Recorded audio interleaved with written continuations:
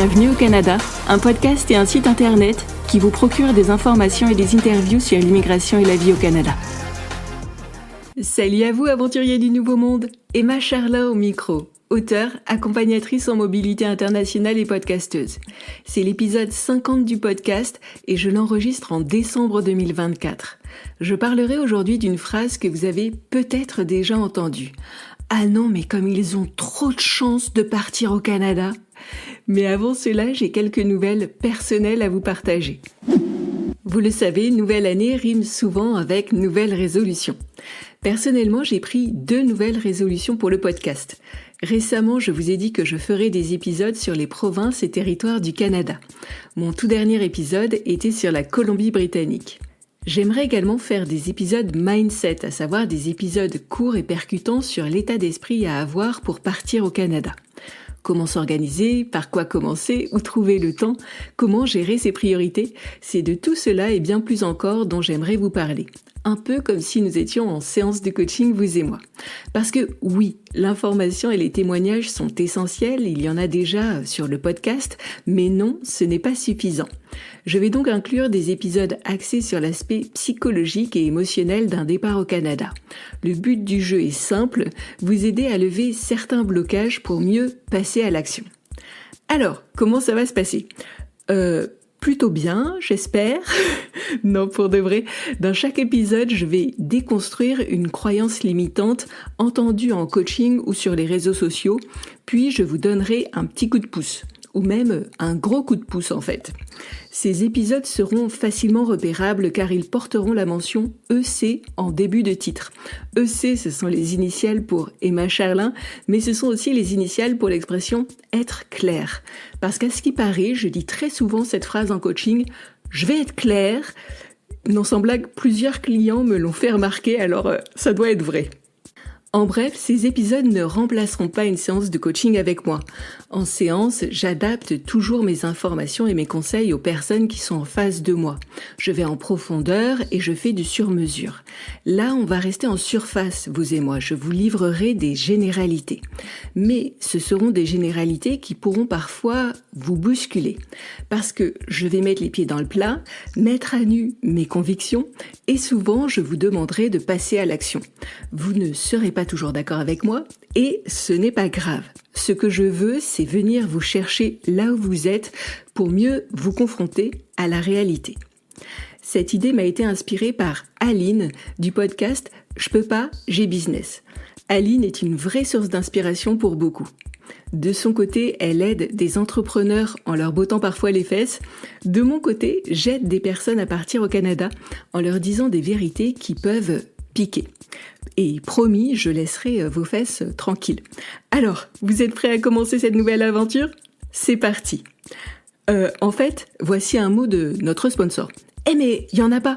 Ah oui, c'est vrai, c'est moi le sponsor de l'émission pour l'instant. L'épisode de ce jour est sponsorisé par mon livre « Décodeur, anglais et québécois demandé ». Plongez dans la vie de personnages attachants, découvrez les problèmes de communication auxquels ils sont confrontés afin de mieux les éviter. En fin de chapitre, repartez avec des informations et suggestions. Rien de tel pour booster votre départ au Canada et en faire un succès. Venons-en à présent à l'épisode du jour. Je vais vous parler aujourd'hui de chance, de travail et de persévérance. Je voudrais repartir de la phrase suivante que j'entends un peu trop souvent à mon goût. « Oh là là, mais comme ils ont trop de chance de partir au Canada, vraiment !» Alors, j'avoue que cette phrase a tendance à m'énerver. Oui, il y a un facteur chance dans la vie, c'est indéniable. Je suis née en bonne santé et tout le monde ne peut pas en dire autant. Je suis née dans une famille aimante et soudée et tout le monde ne peut pas en dire autant. Je suis née dans un pays qui m'a donné un passeport facilitant mes démarches à l'étranger et, une fois encore, tout le monde ne peut pas en dire autant. J'ai eu de la chance. Maintenant, beaucoup ont eu la même chance que moi. Et certains ont même eu davantage de chance que moi. Mais tous n'ont pas réussi à partir au Canada et tous n'ont pas réussi à devenir citoyens de ce pays alors même qu'ils le désiraient. Parce qu'un autre facteur est entré en jeu, ou même plutôt deux. le travail et la persévérance. Vous ne pouvez pas fonder toute votre vie sur la chance. Ce serait vous rendre dépendant de quelque chose que vous ne maîtrisez pas. Vous ne pouvez que peu ou pas agir sur la chance. C'est en dehors de votre zone de contrôle. Vous avez de la chance ou vous n'en avez pas. Point barre. Si je joue au loto et que j'ai de la chance, je gagne. Si je joue au loto et que je n'ai pas de chance, je perds. Que je veuille ou non avoir de la chance n'a aucun impact sur les résultats. Cela ne dépend pas de moi, c'est en dehors de ma zone de contrôle. Et croyez-moi sur parole, j'ai essayé tout plein de fois et le pouvoir suprême de mon esprit ne m'a jamais permis de gagner. Sniff. Maintenant, vous pouvez agir sur d'autres facteurs comme le travail et la persévérance. Ces facteurs-là vous appartiennent. Ils sont dans votre zone de contrôle. Vous travaillez ou vous ne travaillez pas. Vous persévérez quand il y a des difficultés ou vous ne persévérez pas. C'est votre choix. Et certains diraient même, c'est votre responsabilité. Pour partir au Canada, vous ne pouvez pas seulement compter sur la chance. Pour partir au Canada, vous devez surtout compter sur votre travail et votre persévérance. Et je vais vous montrer pourquoi. Dans un PVT, donc un programme vacances-travail, oui, certains candidats ont de la chance. Ils sont tirés au sort rapidement. Mais n'oublions pas qu'au préalable, ils se sont renseignés, ils ont déposé un dossier nickel et ils ont constitué le bon budget. Ça ne leur est pas tombé du ciel tout cuit. Dans le programme de l'entrée express, oui, certains candidats ont de la chance. Ils sortent du bassin très rapidement pour être invités à déposer leur dossier de demande de résidence permanente. Mais une fois encore, ces candidats ont pris les devants. Ils se sont renseignés, ils ont révisé et passé leur test de langue, ils ont monté un dossier pour faire évaluer leur diplôme, ils ont préparé leurs preuves de fond, ils ont réuni tous les papiers demandés, ils ont su patienter et tenir le coup, même quand c'était compliqué. Dans les deux cas, la chance a joué. Ils ont été tirés du bassin rapidement. Ils auraient pu ne pas l'être, mais ils l'ont été. Maintenant, dans les deux cas aussi, le travail et la persévérance ont été clés. C'est ce qui leur a permis d'être prêts afin que si la chance se présente, ils puissent saisir l'occasion et déposer leur dossier. Attention, c'est la séquence du podcast où ça pique. C'est trop facile de dire « ouais, ils ont eu de la chance de partir au Canada ». C'est trop facile parce que en disant cela, on peut facilement s'en servir comme excuse et ne plus rien tenter. Si vous n'avez pas de chance, soit. C'est compliqué, c'est embêtant. Mais c'est pas la fin. Vous n'avez pas été tiré au sort pour votre PVT. Ok.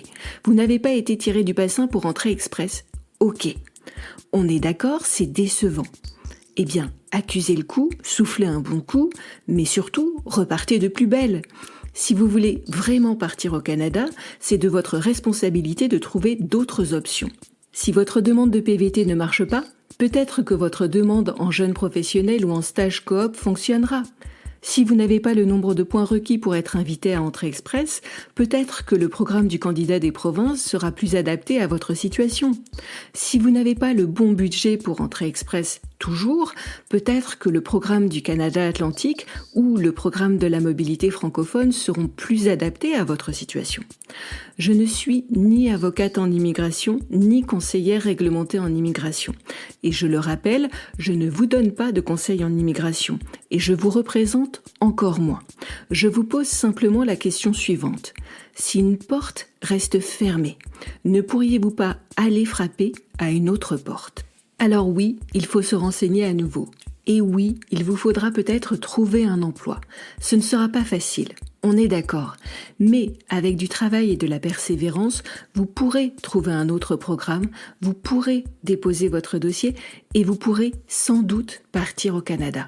Ce n'est pas impossible, c'est possible. Je vais être claire, la chance, ça se crée. Et ça se crée à force de travail et de persévérance.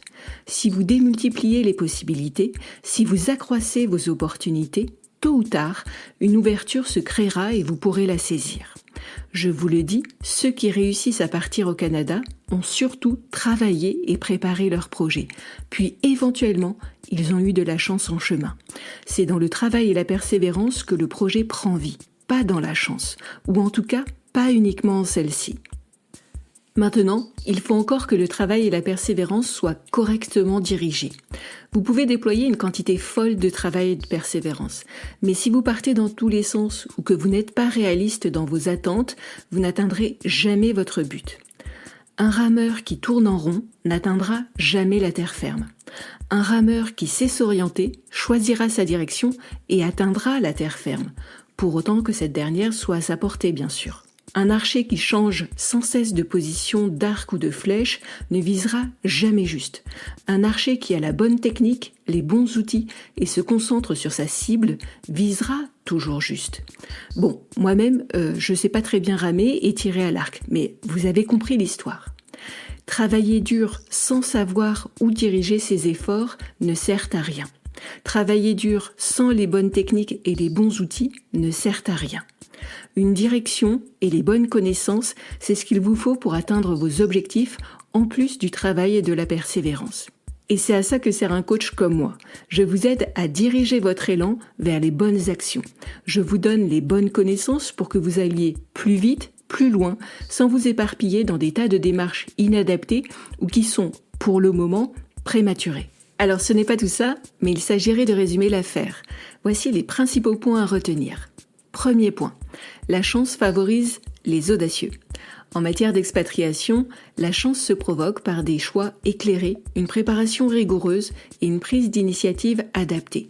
Plus vous vous donnerez les moyens de vos ambitions, plus les opportunités se présenteront à vous. Second point, le travail et la persévérance sont les vraies clés de votre succès, plus que la chance. Préparer un projet d'immigration demande de l'investissement, en soi, sur soi et pour soi. Il vous faudra comprendre les rouages de l'immigration, vous former à un nouveau marché du travail et vous adapter à une nouvelle culture. Chaque effort comptera et vous rapprochera de vos objectifs. Troisième point, vous pouvez entreprendre ce chemin seul ou vous faire aider. Cette décision vous appartient. Mais ce qui est sûr, c'est que les obstacles feront partie intégrante du parcours. Ce sont ensuite votre travail et votre persévérance qui, correctement dirigés, feront toute la différence.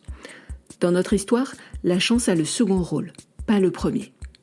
Vous retrouverez les notes de cet épisode à la section « Apprendre » de mon site internet bienvenueaucanada.ca. Vous pourrez ainsi reprendre les points clés de l'épisode et vous y référer. Et voilà, cet épisode de Bienvenue au Canada est déjà fini. Je vous remercie de l'avoir suivi jusqu'au bout. Vous souhaitez obtenir davantage de contenu ? Alors, abonnez-vous à mon compte sur LinkedIn ou sur Instagram. Les liens sont en description de cet épisode.